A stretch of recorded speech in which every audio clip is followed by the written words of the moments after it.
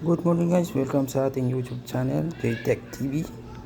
For today's video is maglinis tayo ng preno ng ating Aerox dahil may maingay niya sa kanyang preno guys.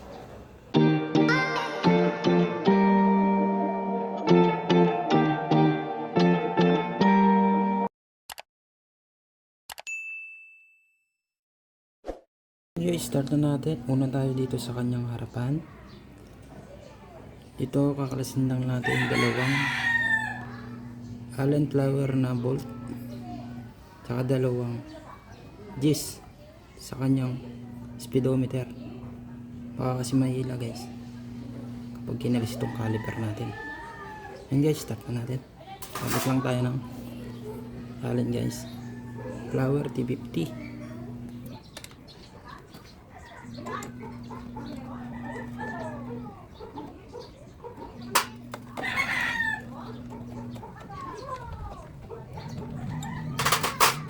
Gamit tayo ng impact guys para mabilis trabaho. Ito pagkalas ng ating yes natin ito. Yan guys, tanggalin lang tong ating speedometer sensor, then angat natin tong ating caliper. Yun guys, dito sa caliper meron dalawang lock pin yan guys. Yun, gagamit tayo ng flat screw para matanggal siya guys. May dalawa to guys. Then sungkitin lang guys, then itawin. Yun guys, tanggal na yung pin lock nya. Yun guys, sunod na namin yung isa. Yun guys, tanggal na din yung isa guys, dalawa. Then gamit lang tayo ng flat guys, flat screw, yung plies. Then bunutin lang natin to guys, daan-daan lang, naangat dyan. Yan guys, tanggal lang ating pin lock. Yan guys, ikot lang ating, then tanggalin. Yan guys, dumi na ng ating brake pads sa harapan. Then sunod yung isa guys is kunin lang natin, dali lang natanggalin lang guys. Ito guys, ayan, medyo manipis na guys, pero okay pa yan guys. Then gamit tayo ng liha guys para malinisan tong ating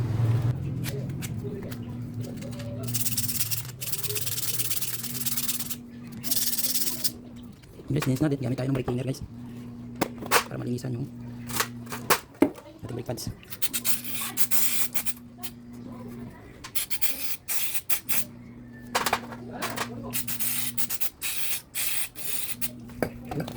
Then punasan natin guys para malinisan ang todo. Yan guys, malinis na guys. Yan, guys naman guys, punasan natin.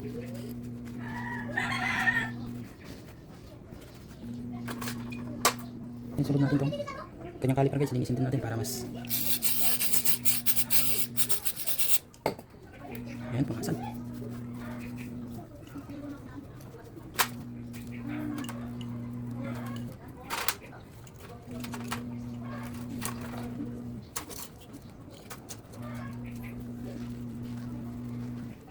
Yan guys, malinis na siya. Ayan, kakalimutan na discusin din itong yung brake sa rotor disc niya guys.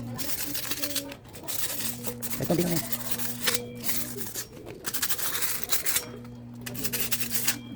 yan guys, then punasan mo lang.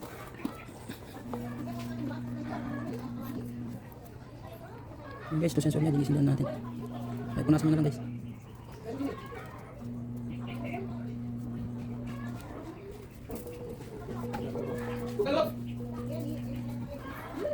Yan guys, malinis na guys. Then isa naman guys, punasan natin.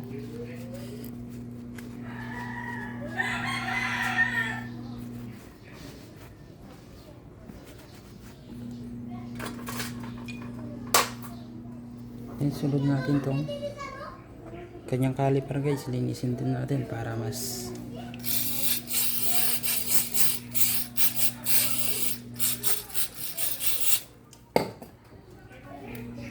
Ayan, punasan.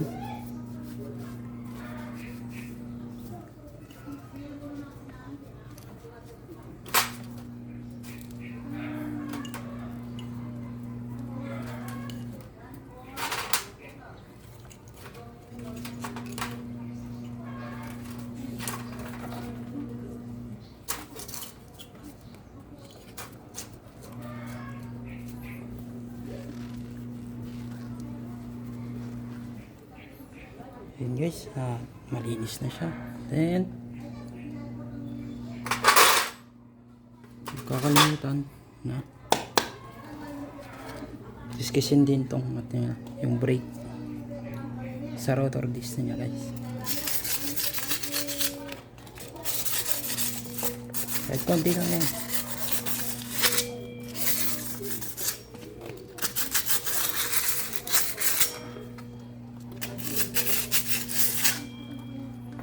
Guys, then punasan mo lang.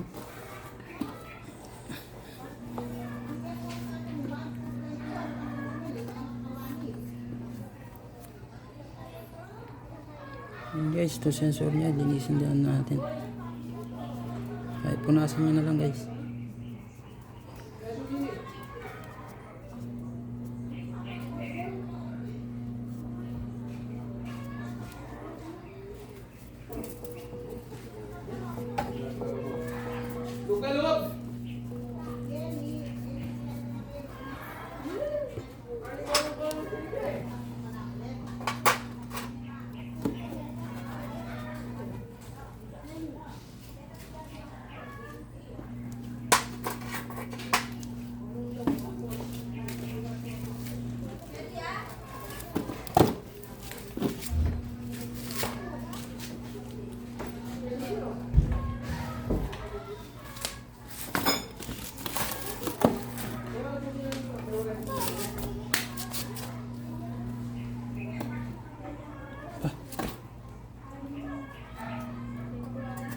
Yun guys, sa kanyang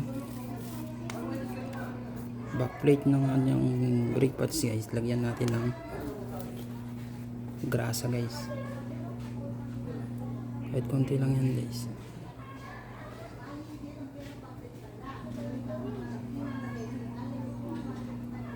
Para di siya mga lawang guys. Lawang at saka para hindi maging rattle sounds. Kung ganun.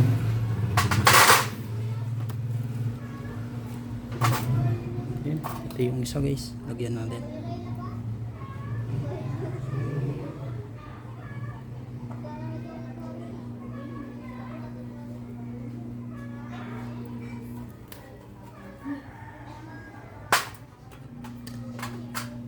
Ito yung pin guys. Huwag kakalimutan linisin.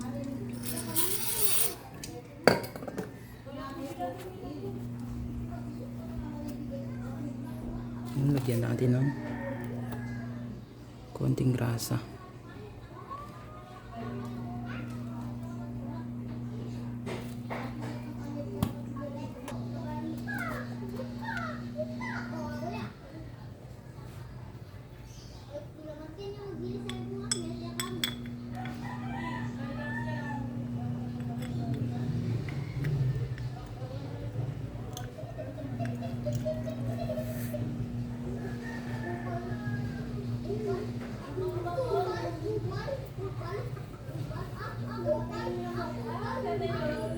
Then yung isa naman guys, balik natin.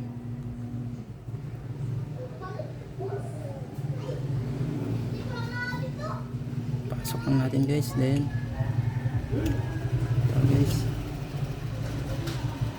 yun, sunod natin yung kanyang lock, pin lock. Pasok lang yan guys. Then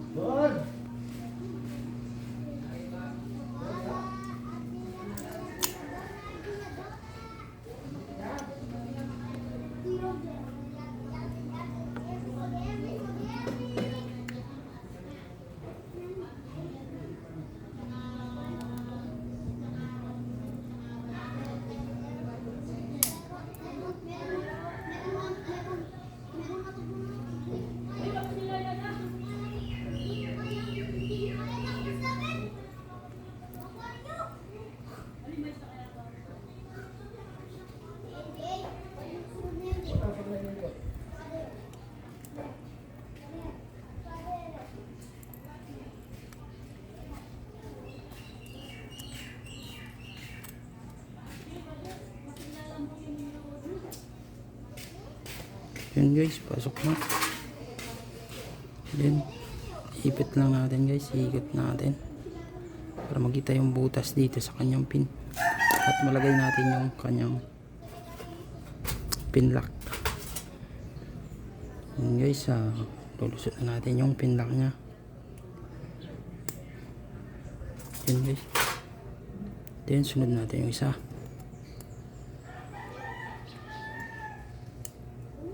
Yun guys, ganun lang kadali paglinis ng kanyang preno at pagkalas. Then, sunod natin, lagay natin ulit dito kanyang disc brake. Pasok lang yan guys.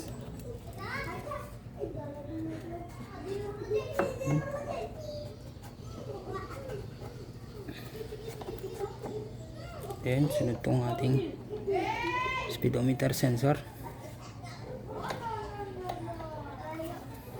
Then, kuha natin yung kanyang bolt guys.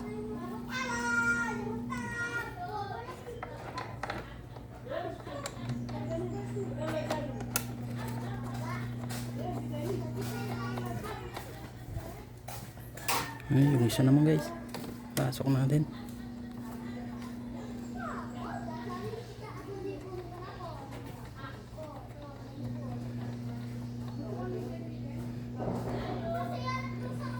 Sunod natin itong yes na bolts natin sa speedometer cable guys, sensor.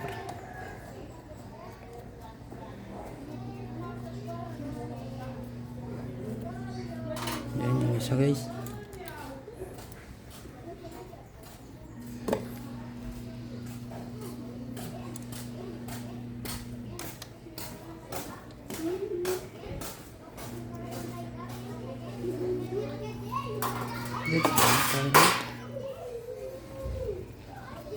Tayo ng T50 na Allen Tower.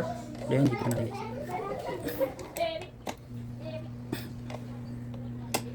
So tayo magpit yung guys kasi nakasakay na guys. Ayan guys, magpit na. Then sunod natin ito kanyang saktong impact lang guys, pag-ipit na ito.